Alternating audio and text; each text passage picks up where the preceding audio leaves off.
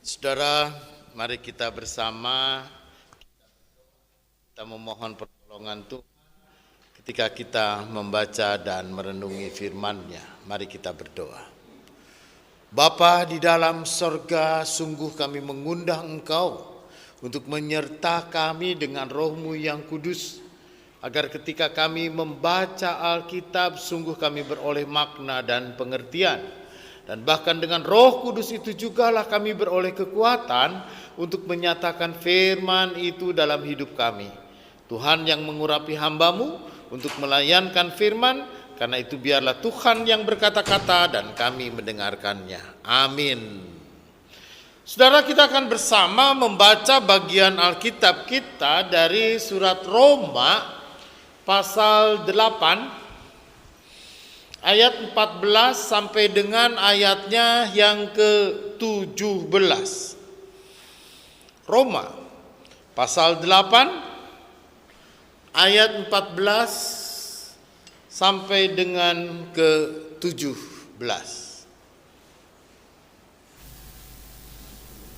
Begini katanya.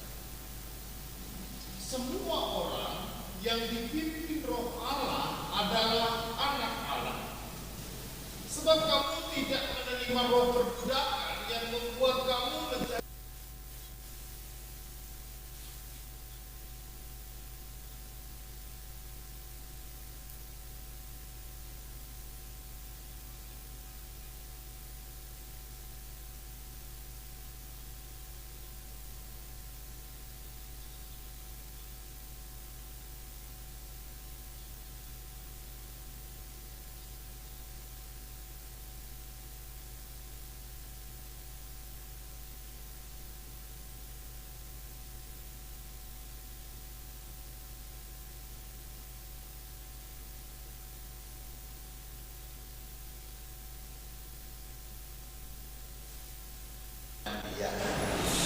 Saudara, demikian pembacaan Alkitab. Bahagia mereka yang mendengarkan firman Tuhan dan memelihara dalam hidupnya. Haleluya.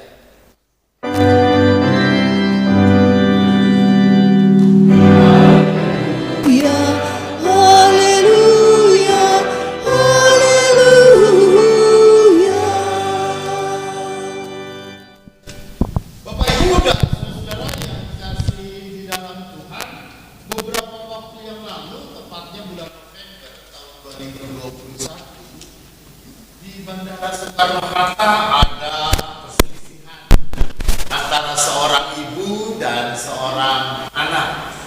Orang ibu ini dia adalah seorang ibu dari anggota DPR.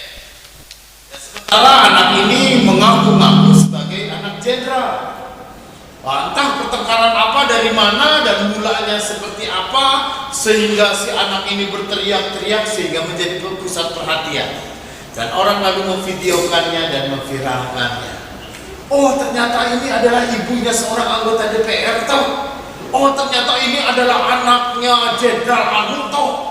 Saudara yang dikasih di dalam Tuhan, yang kemudian setelah diusut ternyata dia adalah anaknya ajudan jenderal, bukan anak jenderal. Saudara, mengapa sih orang perlu mengaku-ngaku menjadi anak seorang pejabat tinggi? Apa sih efeknya ketika orang mengaku-ngaku sebagai anak jenderal gitu loh? Kenapa? Emang lu siapa nih? Gua anak tukang sampah, lu tahu nggak? Ada yang berani mengaku gitu? Nih, gua nih anak tukang bubur ayam, mau apa lo? Mau gua bikinin, gitu kan?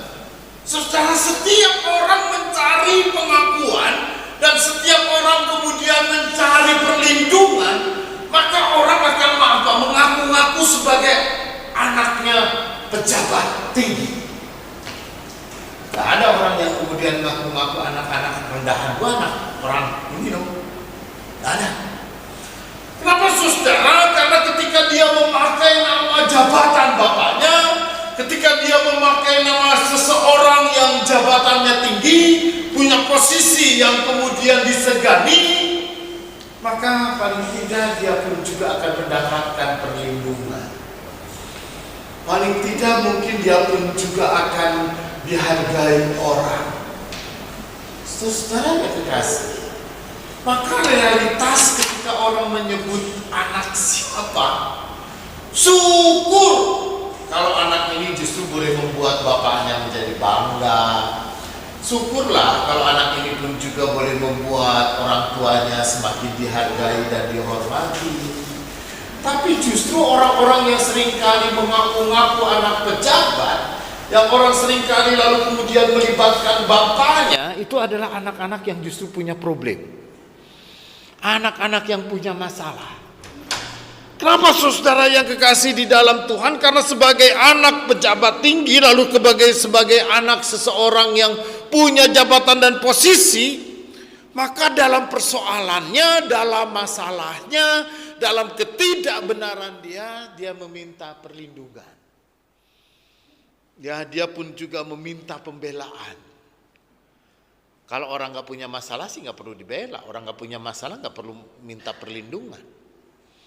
Saudara yang kekasih di dalam Tuhan, maka dalam bagian Alkitab yang kita baca pada saat ini, ya ketika kita disebut sebagai anak Allah, itu saudara, jadi saya ingat cerita, itu kan ingat cerita ada anak anak pengacara. Saya nggak tahu pernah cerita nggak ya, anak pengacara, anak dokter, sama anak pendeta. Ada yang udah dengar, ada yang belum. Udah dengar belum? Udah dengar belum? Tapi nggak apa-apa lah, saya ulang. Kalau sudah ya nggak apa-apa, seguru seilmu. Ya, buat diam-diam aja cerita. Ada 3 anak lagi main. Yang satu anak pengacara, yang satu anak dokter, yang satu anak pendeta. Itu anak pengacara ini dia bilang, papaku pengacara loh. Kalau sudah beracara, papaku duitnya banyak. Aku dibeliin mainan baru. Aku juga suka punya baju baru. Papaku kan pengacara, duitnya banyak. Itu kan. Terus anak dokter juga cerita, papaku juga dokter. Kalau udah pulang praktek, papaku juga duitnya banyak. Apalagi kalau papaku sudah operasi, ayo, aku juga bisa beli mainan, aku juga bisa beli baju baru. Anak pendeta diem aja. Dia ngerasa namanya anak pendeta, penderitaan tanpa akhir, diem aja. Kamu gimana? Aku nggak tahu papaku. Tapi yang aku tahu setiap selesai kebaktian perlu 10 orang untuk menghitung uangnya. Tambah duit persembahan artinya. Tapi saudara yang kekasih di dalam Tuhan, namanya anak. Anak itu gak pernah mau kalah kalau dia lagi berdebat sama temennya. Gitu kan, anakku, papaku semuanya dia bawa-bawa gitu loh. Nah saudara, sekarang ketika kita disebut sebagai anak Allah, semua orang yang dipimpin roh adalah anak Allah. Semua orang, siapapun. Saudara, di sini dikatakan, Bapak Ibu boleh garis bawahi ya. Semua orang yang dipimpin roh Allah adalah anak Allah. Jadi saudara, di sini jangan merasa eksklusif bahwa yang dipimpin roh Allah itu orang Kristen ya. Siapa aja yang dipimpin sama roh Allah. Orang Rasul Paulus nggak ngomong yang dipimpin roh Allah adalah orang Kristen. Enggak tuh. Ya, yang dipimpin oleh Allah adalah orang GKP Cakung. Enggak tuh, apalagi. Gitu kan? Tetapi saudara, orang yang percaya kepada Yesus Kristus, orang yang percaya kepada Yesus sebagai Tuhan dan Juru Selamat, lalu dikatakan orang itu yang dipimpin oleh roh Allah, mereka adalah anak Allah. Saudara, maka pemahaman dia sebagai anak Allah itu kemudian menjadi sesuatu yang sangat luas sekali. Orang boleh menyebut dia sebagai hamba Allah, ya. Dia boleh menyebut dirinya sebagai tamu Allah misalnya. Dia boleh menyebut dirinya sebagai sahabat Allah, boleh. Dia mau menyebut dirinya sebagai anak Allah, sebagai orang pilihan Allah. Dia mau menyebut dirinya sebagai bangsa Allah. imamat yang rajani bangsa pilihan Allah, monggo, terserah. Saudara, orang mau mengatakan dan menyebut dan mengklaim dirinya itu sebagai siapa, silakan. Jadi setelah Roh Kudus Pentakosta ini tercurah, maka semua orang yang dicurahi oleh Roh Allah, semua orang yang dipimpin oleh Roh Allah, maka dialah anak Allah. Saudara, maka kalau kita mengatakan aku anak Allah loh, akte lahirnya mana? Mana akte kelahirannya? Aku anak Allah loh. Sok mana kadio anak mana akte kelahirannya, buktinya? Ngaku-ngaku. Tetapi saudara, dalam realitas ini, orang yang dipimpin oleh Roh Allah, dia adalah anak Allah. Bapak Ibu, maka bukan hanya soal menyebutnya saya adalah anak Allah, saya hamba Allah, saya adalah tamu Allah, saya adalah pilihan Allah dan apa. Bukan cuma itu. Tapi yang perlu dipahami dulu adalah orang yang dipimpin oleh Roh Allah. Apa artinya saudara? Orang yang dipimpin oleh Roh Allah, maka hidupnya, perilakunya, tindakannya, sikapnya adalah sikap yang Roh Allah nyatakan. Jadi jangan pernah kita menyebut aku anak Allah, tapi perilakunya bukan perilaku dari Roh Allah. Aku menyebut aku ini Roh Allah, anak Allah loh, sahabat Allah loh. Aku ini pun juga adalah hamba Allah loh. Tapi realitas hidupnya, perilaku hidupnya tidak menyatakan dirinya adalah orang yang dipimpin oleh Roh Allah. Saudara, apa artinya roh yang setiap orang, ayat 14 saudara, ya Bapak ayat 14 kita ulang terus, semua orang yang dipimpin oleh Roh Allah. Itu berarti orang yang dipimpin oleh Allah, maka hidupnya akan menampakkan sikap dan perilaku Roh Allah. Bapak Ibu tahu apa yang Roh Allah lakukan? Yang pertama, saudara, Roh Allah itu adalah Roh Allah yang menyelamatkan.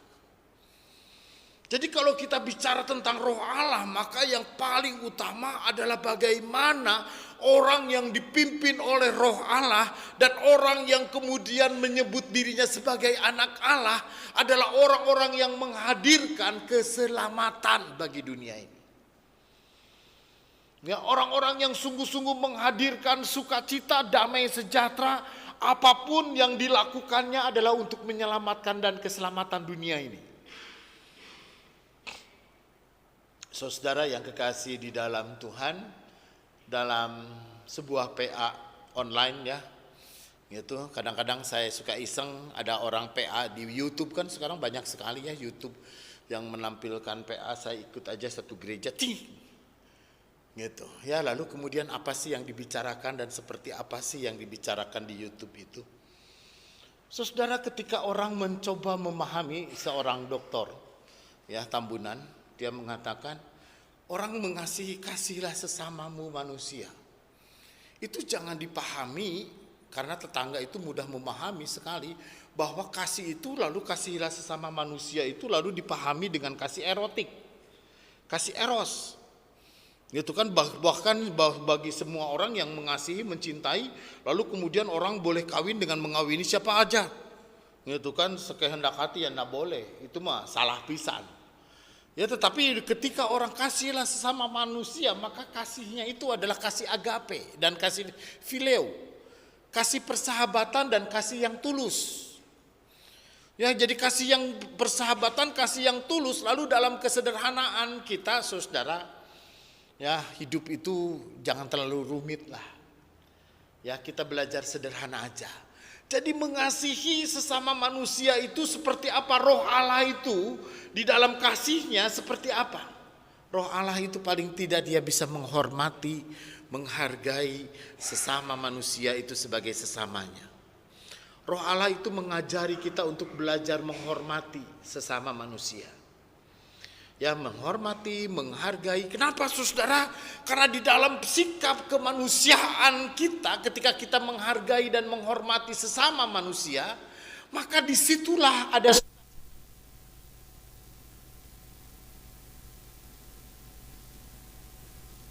yang dipimpin oleh Roh Allah.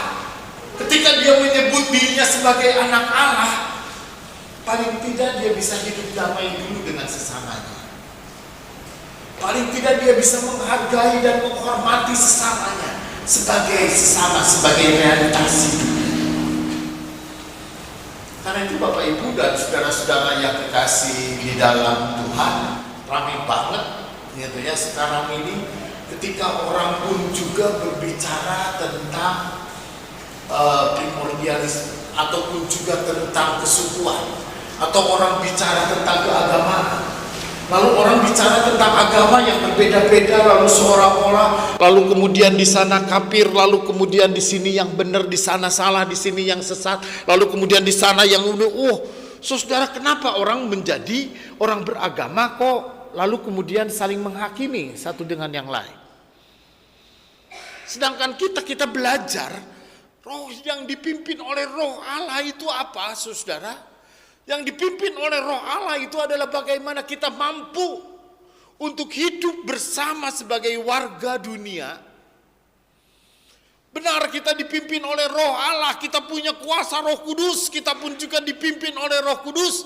Tetapi ketika kita dipimpin oleh Roh Kudus dan dipimpin oleh Roh Allah, tidak berarti bahwa kita punya hak untuk menghakimi orang lain.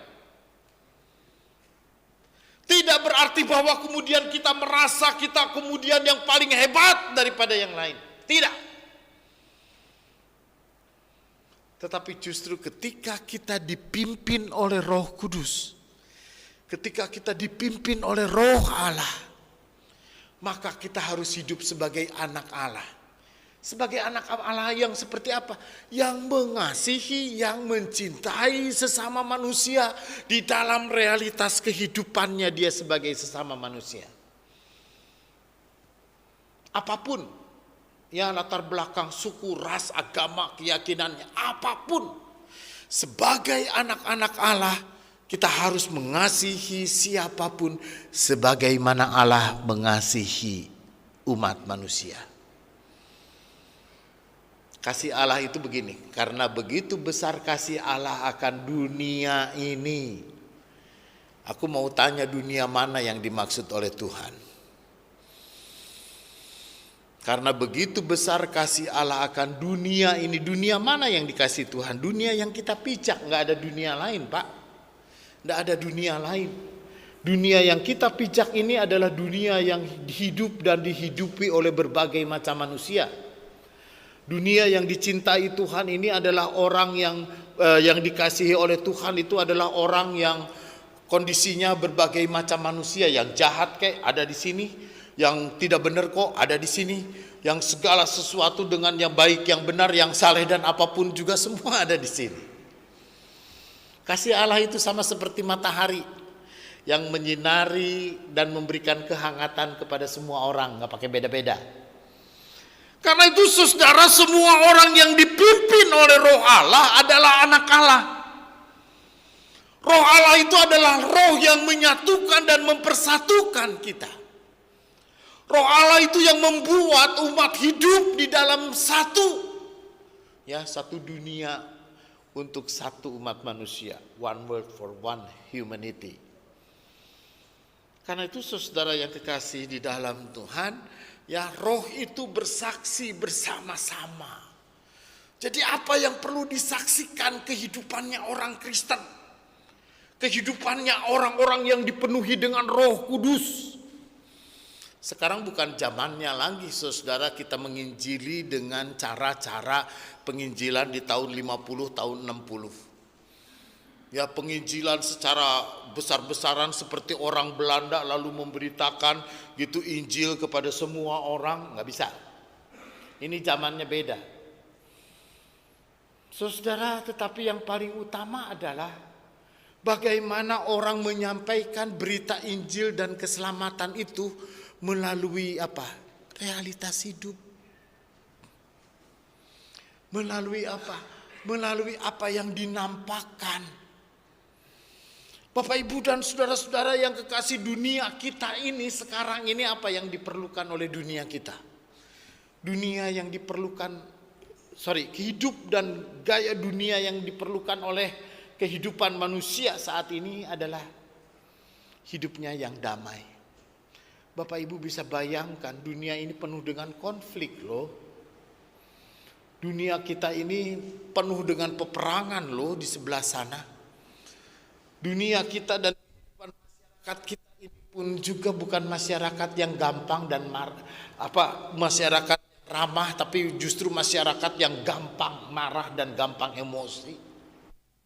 Dunia di sekitar kita ini pun juga mudah sekali orang untuk nyinyir, mengkritik, menjelekkan, menjatuhkan.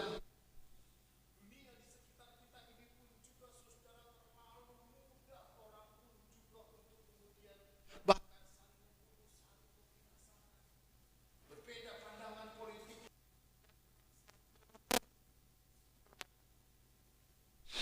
Saudara yang kekasih di dalam Tuhan, sejak awal kehidupan kekristenan yang dipenuhi oleh Roh Allah dan yang dipimpin oleh Roh Allah adalah anak-anak Allah yang menghadirkan sukacita, yang menghadirkan kedamaian. Bapak, Ibu, dan saudara-saudara yang kekasih di dalam Tuhan, nanti kalau Bapak Ibu berkenan untuk membaca sejarah gereja itu hanya 80 tahun. 80 sampai dengan 90 tahun saja. Seluruh Eropa, seluruh benua Eropa itu sudah jadi Kristen. Bapak Ibu bisa bayangkan. Tanpa melalui peperangan. Tidak ada peperangan di sana. Saudara, apa yang dilakukan oleh orang-orang Kristen ketika itu? Ya lifestyle, gaya hidup yang dilakukan oleh kehidupannya orang-orang Kristen ketika orang-orang di Eropa, satu klan dengan klan yang lain saling berperang, lalu satu suku dengan suku yang lain mereka saling berperang, lalu orang-orang Kristen di sana justru membawa persahabatan, membawa damai, membuka untuk diskusi, membuka negosiasi, membuka lalu diplomasi, sehingga peperangan yang saling membunuh dan saling membinasakan itu kemudian bisa diatasi. Apa yang kehidupan orang-orang Kristen yang kemudian datang ke tengah-tengah benua Eropa ketika itu? Saudara, tidak ada kata angkatlah pedangmu lalu kemudian kita berperang. Dalam kehidupan perjanjian baru tidak ada ceritanya begitu tuh. Yesus mengajak kita untuk menyemangati kita untuk berperang dan membunuh orang lain atau menguasai orang lain, nggak ada tuh. Tetapi yang Tuhan Yesus lakukan justru adalah kasihi musuhmu. Berdoalah bagi mereka yang menganiaya kamu. Apabila pipi kirimu ditampar, berikanlah juga pipi kananmu. Artinya apa, saudara? Providensia kita pro pada perdamaian, pro pada pemeliharaan Allah.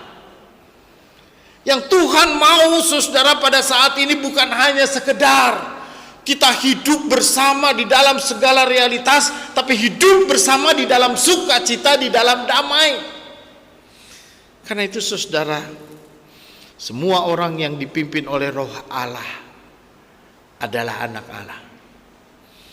Kalau kita memang benar semuanya adalah anak Allah, maka Roh Allah lah yang memimpin hidup kita dari waktu ke waktu. Maka ketika kita hidup dipimpin oleh Roh Allah, kita harus mampu dan bisa menghadirkan sukacita dan damai sejahtera dimanapun kita berada. Baik di rumah kita, di tengah-tengah pekerjaan kita, bahkan di tengah gereja dan juga di tengah-tengah masyarakat. Kita adalah anak Allah. Hadirkan Roh Allah dalam realitas hidup kita. Terpujilah Tuhan. Amin.